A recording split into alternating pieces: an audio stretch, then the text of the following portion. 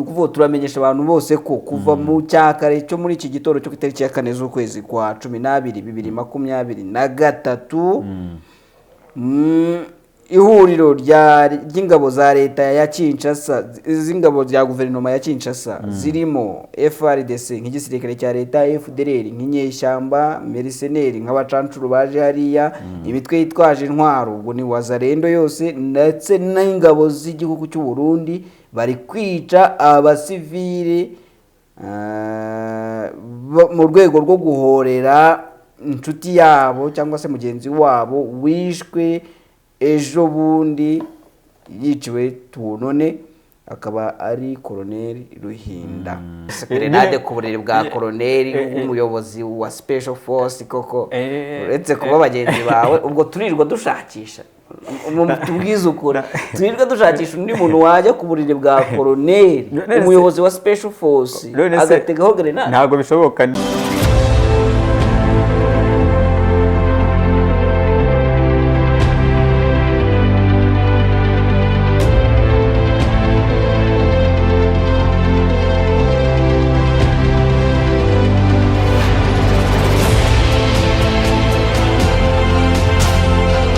Yes, reka tuguhe ikaze we wakoze subscribe kuri Bwiza TV ariko nanone ukabusoma bwiza.com. So tuguha ikaze aho uri hose kuri uyu wa mbere tariki 4 z'ukwa 12 2023. So ni ikiganiro cya Isanzure aho tubagezaho amakuru aba yarayavugwa ndetse nayaramutse avugwa, nyuma kandi tukaba tukurarikira kujya ukora subscribe niba utarayikoze, ariko wewe wakoze subscribe turagusaba kugira ngo ukore share kugira ngo ibiganiro bya Bwiza TV ndetse na bwiza.com bigere ku bantu benshi icyarimwe. So ni ikiganiro rero gitangira icyumweru n'ubundi cy'uku kwezi kwa 12, ariko nanone ntabwo ndi njyenyine, ndi kumwe na mugenzi wanjye. Yes, turi kumwe ngendisha Drake Yonsenga Freddy of course. So tubahaye ikaze rero mugire uwa mbere mwiza kandi muhahe muronke icyumweru mugitangire neza, gahunda zanyu zigende neza. Icyumweru cya weekend yakugendekeye gute kwanza? Nca ndumva nta kibazo uretse ko haciyemo agaheko kubura umuriro, twabuze umuriro iminsi umunsi wose amasaha 28, ariko uretse ibyo bundi byari sawa da. Ariko rege mu minsi yashize yari yarabikemuye, ntago ariyo twashinja banza ari transfungo yari yahe. Okay, ni ibindi bitareba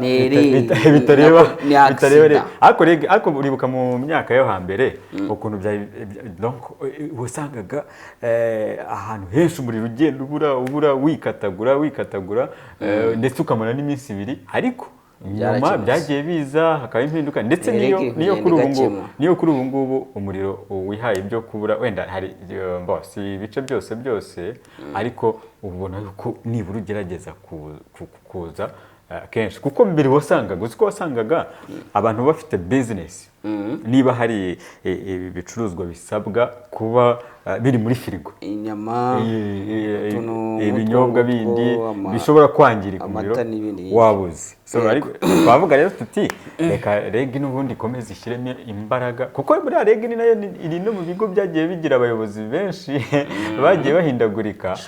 So ariko aho haziyemo umuzungu banza yarabishyize ku ntabwo ubanza ubona ko rwose ari igihinduka amazi, ahubwo nicyo ngira ngo nicyo kisigaye mu bice bimwe na bimwe nabwo hariho ibice bigiye bitandukanye, urumva usanga rwose amazi ari ingume ku buryo wigeze ujya gukomata, ibyo bita gukomata kera byabaga wose wari ufite agatuza gakaze ku buryo reka njye narebaga gukomata nabo munganya imbaraga.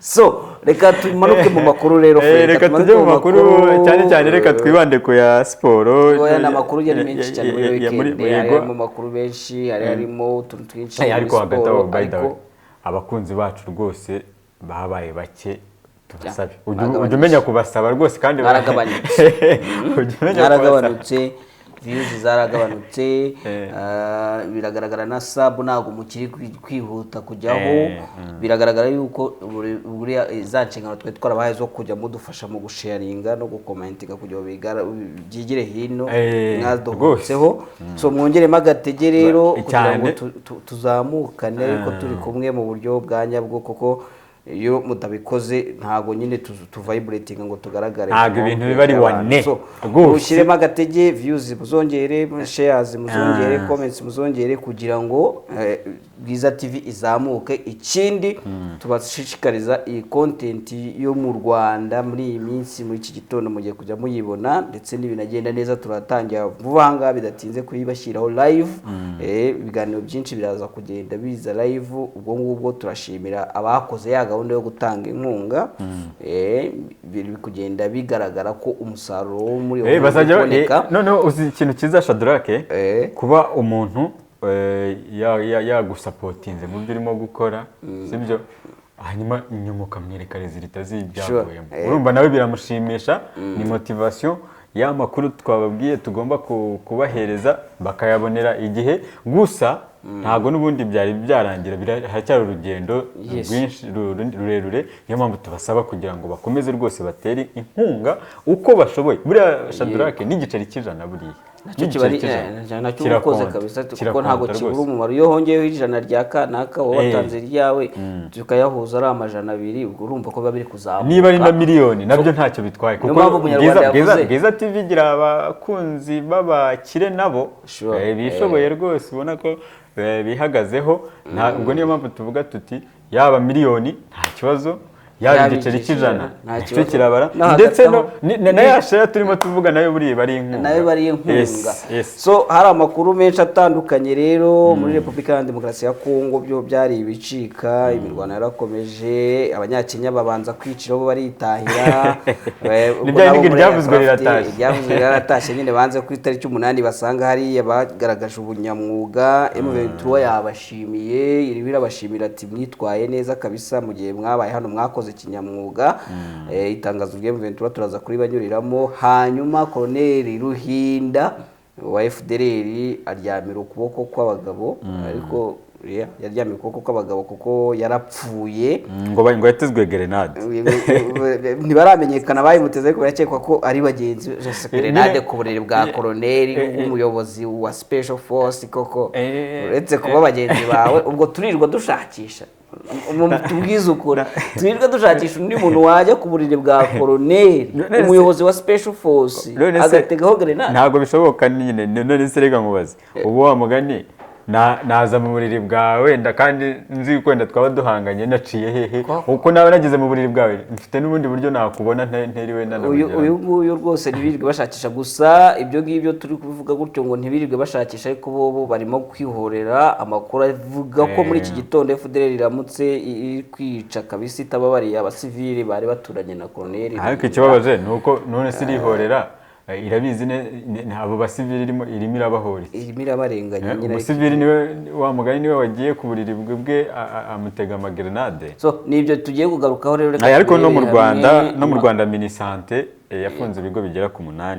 by'abavuzi gakondo ndetse n'ibyunganira abavuzi gakondo hanze tubazo wawo ndabonye ukuntu abakunzi babwiza bamuteye amabuye niyo mpamvu namwe mutamurereye izuba tuba wiciriyeho ntabwo ibintu byawe bisobanutse niyo mpamvu namwe mutamurereye izuba kuko ntabwo Bwiza yakorana nyine n'ibintu bidakora ntabwo bivamo yari yadushutse tugira ngo nibyo ubwo wabona buriya nabari mu bahagaritswe ariko simbizi da so ubwo abavuzi gakondo ibyabo byo wenda inkuru reka tuyicemo turebe ngo ni ibiki ariko abavuzi gakondo ibintu byabo bishobora kuba bishidikanywa cyane kuko buri gihe nubwo yaba abikora neza akavura bikemera ntabura abantu bamutera amabuye akantu ka escroquerie kabisa bagakuremo cyane ariko mbere yaho barimo mbwira ngo weekend yagenze neza duhita tubona yuko hari n'ibyayiranze mu bijyanye n'umupira haryo bambwiye ko ufana maniyo hanze maniyo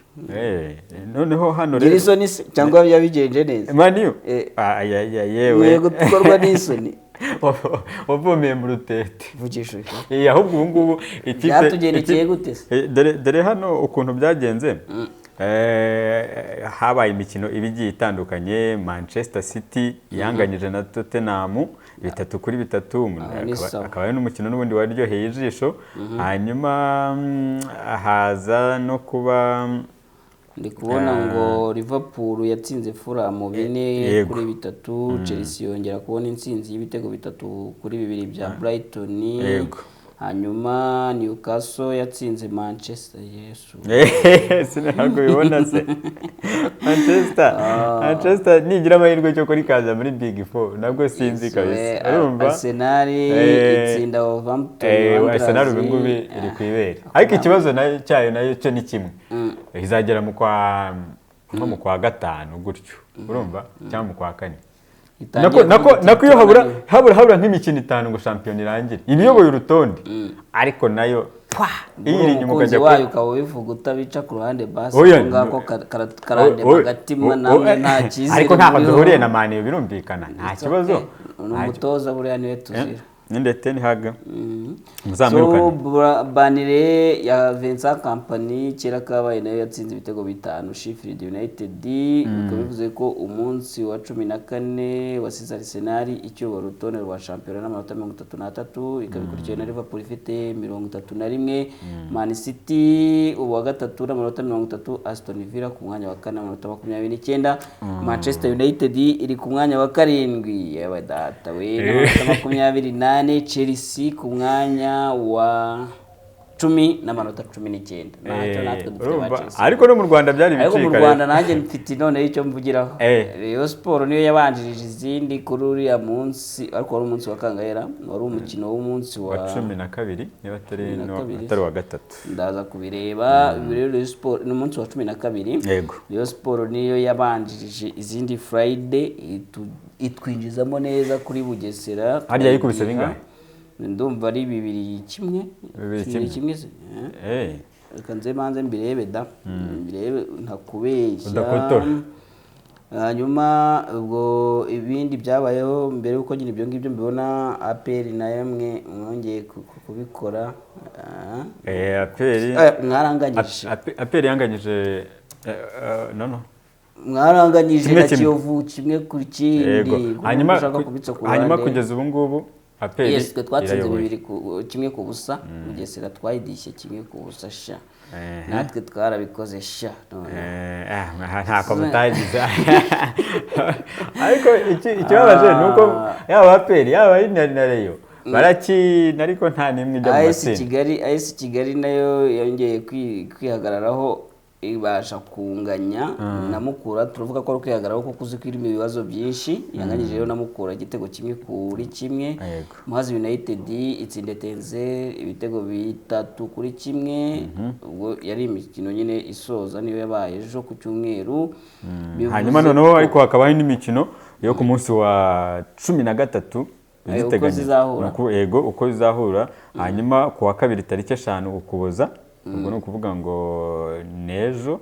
Yego, saa 9 APR izaba iri kumwe n'ikipe hewana yitwa Gasogi United. Aho hantu hazashya haki match wazajya kuyireba, match wagenda ukakareba. Hanyuma na Bugesera ikazahura na Police FC, hanyuma Marine FC na Etoile de l'Est, Amagaju Musanze, hanyuma Gorilla na Sunrise. Hanyuma ku wa 3 tariki 6 Ukuboza hari iyo bita Etincelle na izahura nyine na AS Kigali, hakaba na Mukura izahura na Kiyovu Sport na Rayon Sport na Muhazi United. Aka gakipe so ntizagakubita Rayon Sport rwose akangaka ndumva kaza hizataye imyezi. Dufite umutoza ngo bamwita umusazi, ariko akavuga ati ntacyo ni ubusazi bwanjye bwo bumpesha 3 ni mundeke. No sasa zagakubita 3 kugira ngo hari icyo byabitwaye. Si ngibyo gusa ku munsi w'ejo APR na Gasogi izaba ari match noneho y'umuriro, kuko ukurikije ibyo noneho Kenisi ntaragira cyavuga perezida aryo ubwo bundi uzawufaniye Gasogi. Warambwi uzafana Gasogi. Uzafana Gasogi. Uzafana Gasogi. Umuhungu ze ko yagiye. Erega uzi impamvu ariko. Uzi impamvu ariko.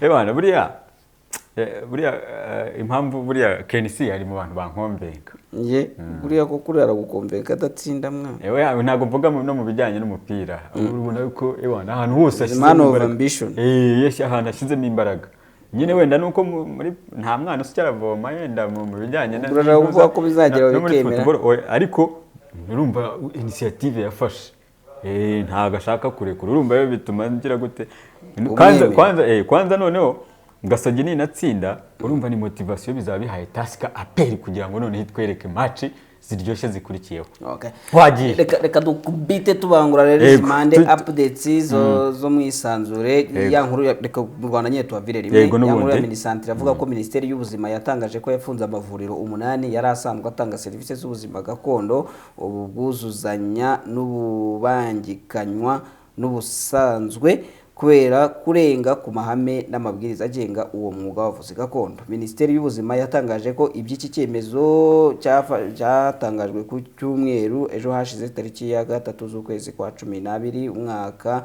2023 kikaba kireba amavuriro arimo Kunga Therapy shaba abantu shaba aramamaza iyi Kunga Therapy urumva ukuntu izwi cyane Kingo Herbal Medicine Muganga Rugamba Fora Urinde Zeovia African Culture Medicine Zeovia Green Vision Nutrition and n'indi yitwa Ijabo Life Center inde tujya tubona kwa bavandimwe arimo babiri nari nkunze kumva cyane ariko Kunga Therapy ndetse na Ijabo Life Center ntabwo ugikunda kuyibona ndabona wa wundi atari ntabwo ugikunda kuyibona kuri cya kinyamakuru kirimo ibintu by'igasabo byinshi cyane cyane bayamamarizaga cyane kuri ya YouTube kuri wa bagenzi bacu bo kwa wa munyamakuru madamu munyamakuru ubwo bakosora amakosa arimo hari reka ndebe ku Minisiteri iravuga ko yavuze ko iki cyemezo gifashwe nyuma y'ubugenzuzi bwagaragaje ko aya mavuriro akora ibikorwa bitemewe n'amategeko n'amabwiriza. Mu makosa ya mavuriro ashinjwa harimo kwamagana serivisi n'imiti kwamamaza serivisi n'imiti binyuranye n'amabwiriza, gukora imiti itemewe no gukorera mu nyubako zitagenewe ubuvuzi. Umuyobozi wa Genuine Kunga Therapy akaba yitwa Peace Umutoni yabwiye ikinyamakuru cya igihe.com ko ibaruye ihagarika ivuriro ryabo itari yabageraho ariko ngo amakuru bari kubona ntabwo ahuye n'ibyo bakora kuko ubuvuzi batanga budakenera imiti. Ndumva ari ibyo twatuvuze kuri ino nkuru nibyo gusa urumva icyo Minisante hari umuntu yabajijije nuko hariho abakoresha imiti ubwo byanze bikunze ntabwo yujuje ubuziranenge sibyo n'inyubako bakoreramo ntabwo zijyanye n'ibyo bakora ubwo urumva no kuvuga ngo Minisante yarabigenzuye mu bugenzuzi bwabo isanga ntago byuzuye kandi ikindi muri ibi bigo bimwe na bimwe si byose usanga bibeshya pe ubundi nanjye ntabwo mvuze wenda ngo bafunze ngo birabeshya ariko ibyinshi birabeshya pe ubundi ngiye mbona Minisante yaratinze kuko ubundi nari nzi ko kuva kera nari nzi ko kwamamaza serivisi z'ubuvuzi bitemewe kandi akeza karigura Shadrake no kuvuga iki niba wowe ufite ivuriro ryiza sibyo umuntu waje kwivuza sibyo niwe uri buze akambwira bigendanye nuko wenda namutekeye cyangwa yambonanye uburwayi akavuga ati aha naha baravura genda bakuvure ariko kujya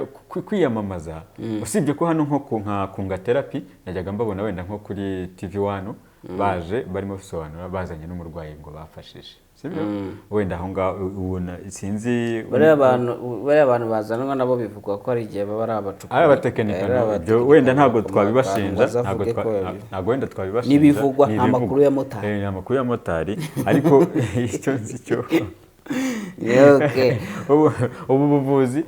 ubu buvuzi rwose wa mugani Minisante akaba yibukubitamo icyumvirizo cyane sibyo kugira ngo ibintu abantu batazajya bamugani bakomeza kuri gutwaba ariko nkaha kuri uyu nguyu yavuze yuko ngo nta baruwa arabona ubundi se kubahagarika sibi kuguhagarika umuntu utari wamuha ibaruwa bahagaze ubwo sibyo ibaruwa azayibona ntacyo niba ari ibaruwa ashaka azayibona ubwo ikizima nuko nawe buriya bizi yuko harimo ibyo yazize baba babizi nyine urumva ni ukuvugana n'itangazamakuru nta kundi yabwira itangazamakuru gusa nanone hariho abaguha ubuhamya bakavuga bati n'aha baramvuye nubwo bakoresha iyi miti ariko abenshi nk'uwaye porosantaje ntabwo abenshi bikora kabisa abenshi rwose wa mugani wahoze no kumuza no kuri wa wundi none uriya ariko ni gakondo bari bamudukubitanye abakunzi babwiza bari bamudukubitanye bati iki kintu kiri kutwiba kuremo iki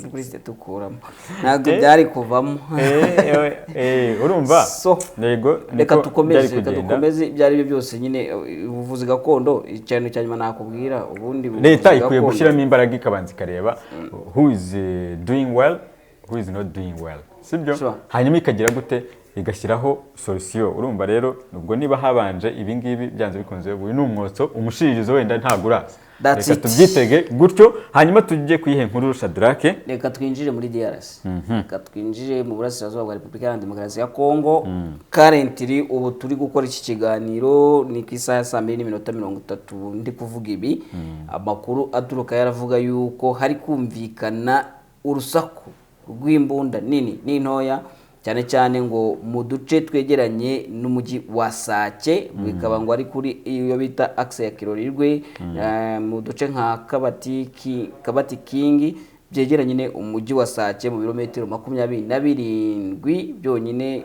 kuri Goma uvuye Goma amakuru aturukayo cyangwa se nyine imboni za Bwiza TV zikaba ziri kuvuga yuko ari FARDC yazidutse nyine ishaka kwataka ibirindiro bya M23 bitandukanye ibi bikaba bidatandukanye cyane n'ibyanatangajwe na Lawrence Kanyuka yanditse kuri Twitter yiwe kuri iyi tariki agira ati Il est à noter que depuis tôt ce matin, les forces de la coalition du gouvernement de Kinshasa, notamment le FARDC, FDLR, mercenaires, miliciens et les forces de défense nationale du Burundi, massacré la population civile pour se venger de leurs camarades FDLR tués hier à Tuonone.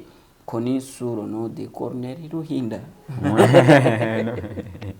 Wabyumvishe ngo bigomba kumenyekana ko cyangwa abantu bose bamenye ko ukuvuga turamenyesha abantu bose ko kuva mu cyakare cyo muri iki gitoro cyo kitariki ya 4 z'ukwezi kwa 12 2023 ihuriro ry'ingabo za leta ya Kinshasa z'ingabo za guverinoma ya Kinshasa zirimo FARDC nk'igisirikare cya leta FDLR nk'inyeshyamba mercenaires nk'abacancuru baje hariya imitwe yitwaje intwaro ubwo ni wazarendo yose ndetse n'ingabo z'igihugu cy'u Burundi bari kwica abasivile mu rwego rwo guhorera inshuti yabo cyangwa se mugenzi wabo wishwe ejo bundi yiciwe Tuonone akaba ari Colonel Ruhinda. Colonel Ruhinda twavuze ko yapfuye yego ndumva ngira ngo no mu biganiro bamugarutseho yes babisobanuye urupfu rwiwe uko byagenze abatayibonye muri ikiganiro giherukaho yego ko yatezwe grenade kugeza ubu ngubu ntago haramenyekana uwayiteze ariko amakuru nuko ngo atarahari yari amaze ngo iminsi 2 ari muri mobilisation za FDLR bari kuba mobiliza ngo byatangiye nyine nyuma yuko babonye ryatangazo rya leta ry'ingabo za leta ya Kinshasa rivuga ko bagomba kwitandukanya na FDLR ubwo rero FDLR yahise ishyiraho gahunda zo kuba mobiliza bati ni bibira ni politiko words na amagambo ya politiki ibikomerezwa bya FDLR ntizajya bigenda bivamo uruhongo gutyo birarya birimenge nyine bitangiye kwisanga ku buriri hari akantu hateretse imisego so ubwo ntiharamenyekana byinshi ku byamwishe ariko ikiriho kiri kuvugwa nyine nuko bazindutse bari kwihorera bakaba bari kwica abasivile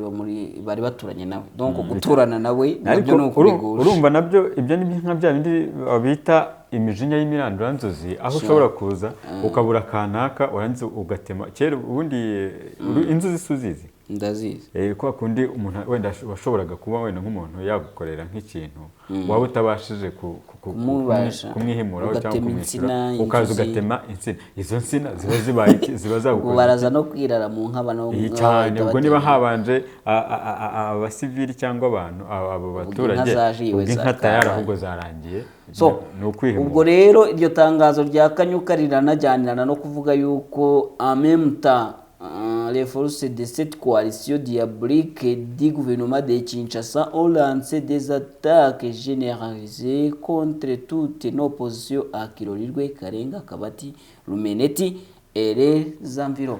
Ni ukuvuga ngo ibyo byo kwica abasivili biri kuba binajyanirana n'uko izo ngabo zose ziri kugaba ibitero zatatse uduce twa M23 turi muri Kirorirwe, Karenga, Kabati, Rumeneti ndetse n'ahandi hose haturanye n'utwo duce.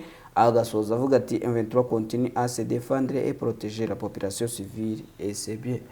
Ati M23 irakomeza kwirwanaho ndetse no kurwanirira abaturage b'abasivile. Nigerageze wa mugani. Ubwo urumva ko iyo ifite ambition ni ibintu bizwi ko iba irimo kwirinda ikanarinda abasivile rwose. Urumva yuko uyu mukoloneli ni Ruhinda wishwe akaba yatumye abo basivile barimo bagenda bagabwaho igitero. M23 nyamuneka rwose mucane ku maso murebe ko abaturage bakomeje kuzira ubusa nkuko mudahwema kubikora. Ubwo ndimo ndabasaba ngende ariko nabo nta nubwo ari no kubasaba, ni ibintu bazi.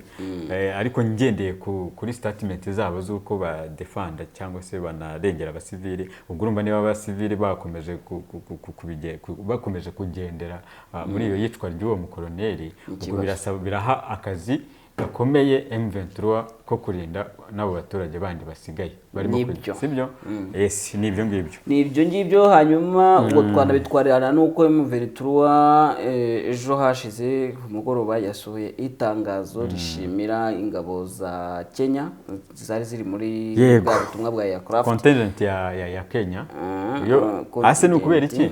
Yego wenda ubanza unyuremo muri iryo tangazo. Iravuga ko the M23 movement directorate is pleased to convey its heartfelt thanks to the EAC for the tremendous work done by its force aircraft. In full respect of its mandate, we hereby say farewell to the aircraft and wish it well on its next assignment.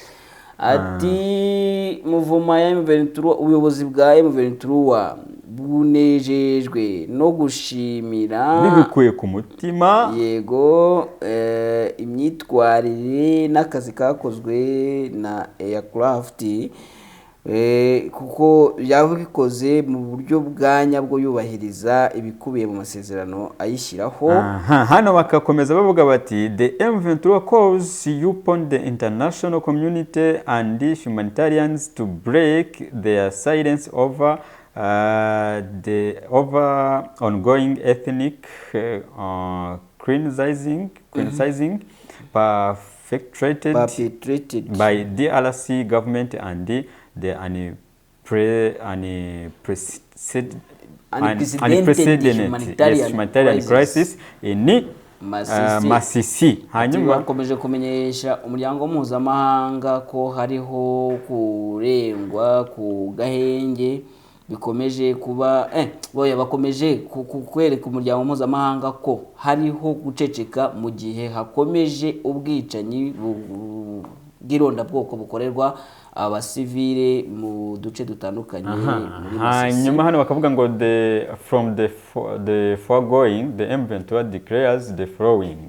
Hanyuma bakavuga bati it condemns, izo mpamvu iramenyekanisha ibi bikurikira. Yego hano bakavuga bati it condemns the continuous heavy bombardments by the DRC government coalition forces. Hanyuma mainly bari kwibutsa ko ibitero bya FARDC n'abambari bayo bikomeje and the Burundi National Defense Force against M23 position and the civilians heavily populated areas using fighter planes, tanks and heavy artillery.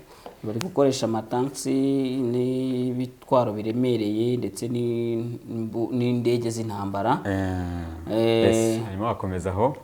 But we are drawing the attention of the international and the national community to the DRC government's first declaration of ending its collaboration with FDLR as per the FARDC Telegram reference secret ni nimero ziri ahangaha. Barashaka kugaragaza yuko nyine ibyo leta yatangaje yuko yitandukanye no gukorana na FDLR bitari byo, bakagaragaza ino telegram ni ubutumwa nyine bwa telegram bugaragaza ko hakiriho collaboration hagati yabyo. Bakavuga ati we have tangible evidence that contradicts the DRC's government statement. Nyine bafite ibimenyetso bifatika bitandukanye bigaragaza ko ibyo guverinoma ya Kongo yatangaje bitandukanye n'ukuri guhari. The DRC government is still fully committed to its alliance with the FDLR, and the latter are amongst the coalition forces that are attacking our position and civilians heavily populated areas.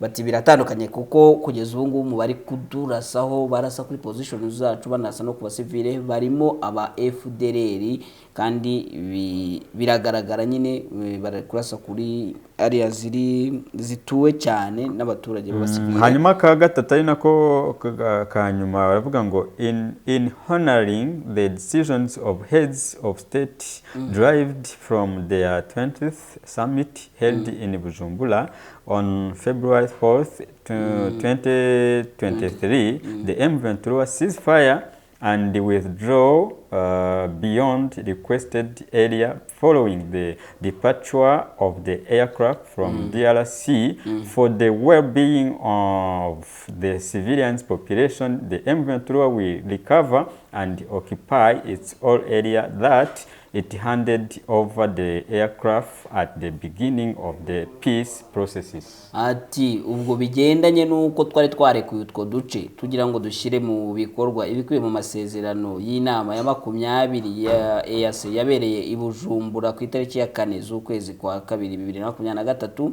2023, aho byasabaga M23 kuba itanze agahenge ikava mu duce yari yasabwe kuvamo.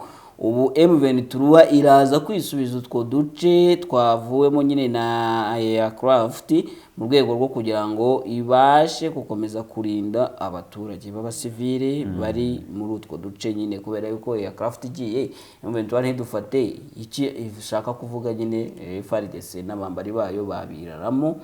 Niyo mpamvu ivuga ko iza guhita idusubirana. Ubwo nyine biragaragara ko imirwano iza gukomeza kuko bashobora kuza kutemera ko M23 idusubirana ku neza ikadusubirana ku nabi.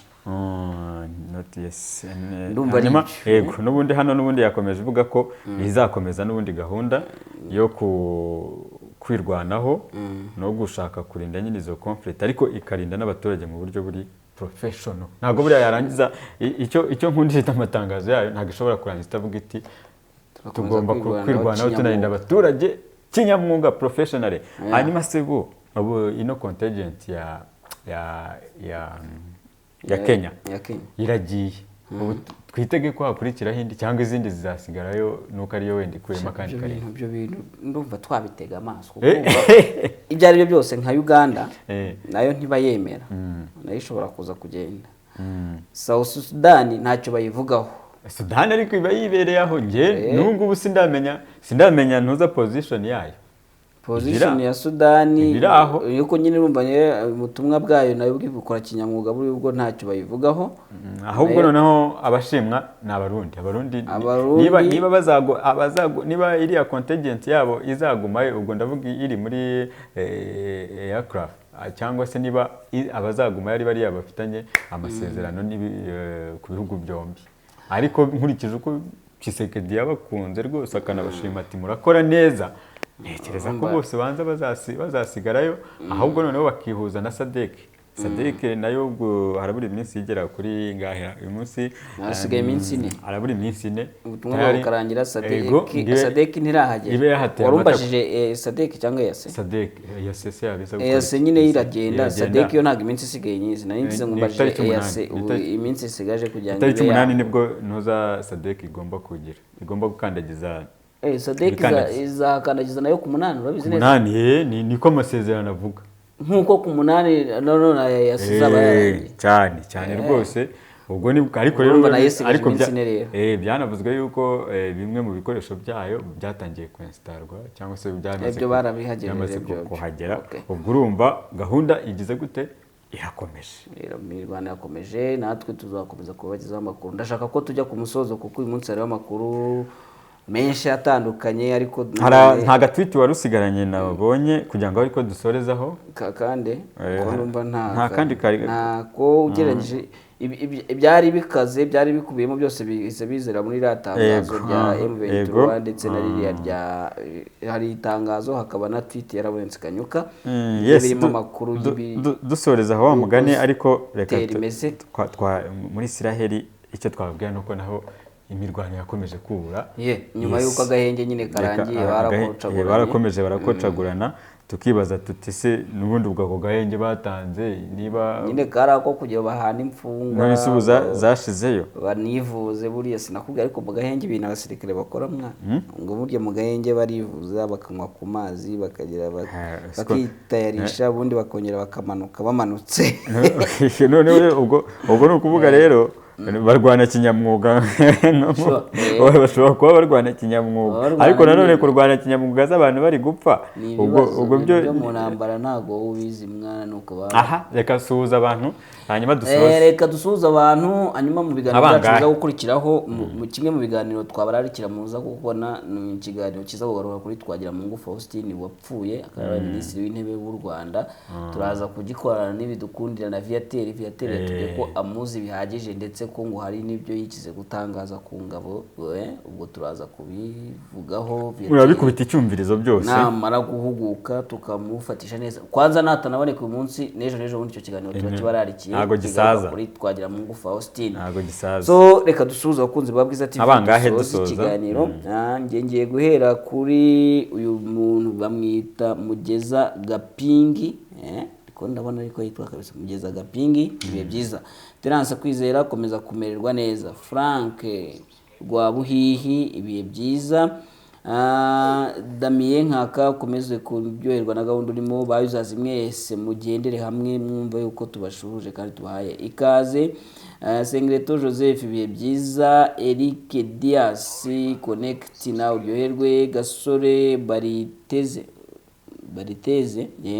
ubwo nawe ukomeze kumererwa neza. Ndasuhuza kandi Rukeramanzi Shukuru, nsuhuze Jeanne Uwimbabazi, ndasuhuza kandi Espoir Nkundimana, nsuhuze Shadadi, nsuhuze Mpatsibihugu Kosherini, ndasuhuza kandi uyu bamwita Olivier Niyongabo, nsuhuze Pacis Rubyogo, nsuhuze Karangwayire Epiphanie, Gaspari Ndamen, yego Geoffrey Dereva, Dushimimana Norbert, Antoinette Kamanzi na Karemera Paul. Nanjye kansuhuza abangaba dusoza hanyuma abo bita ariko Rashid wari umusoje ndeho kubgayo Rashid hano yagize yanatanze comment kuri iki kiganiro cyo Kayiranga yakoze Meki.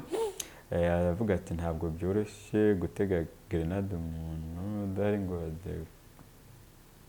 ntabwo mbona bisobanutse, ariko noneho nasuhuza undi niwo bita Kabera Joseph, Karangwayire Epiphanie, Chris Jane Jango uri umusoje kundi bita Matthew Musafiri, hakaza n'undi bita ngo ni Jean Marie Vianney, hakaza n'uwo bita Kevin Kunda. Reka dusoreza ikiganiro cya Isanzure tubararikira n'ubundi gukomeza gukurikira ibiganiro bya Bwiza yabateguriye, ariko nanone tubasaba gukora subscribe ku batarayikoze, gukora share, hanyuma kandi mukanasura na bwiza.com. Reka dusoreza aha rero ikiganiro cyo muri iki gitondo, hanyuma tubararikira n'ubundi gukomeza gukurikira ibindi nk'uko twabibabwiye. Ubundi mukomeze mugire ibihe byiza n'umunsi mwiza, muhahe muronke. Njye ndi Freddy, nanjye ndi Shadrack. bye bye. Bye.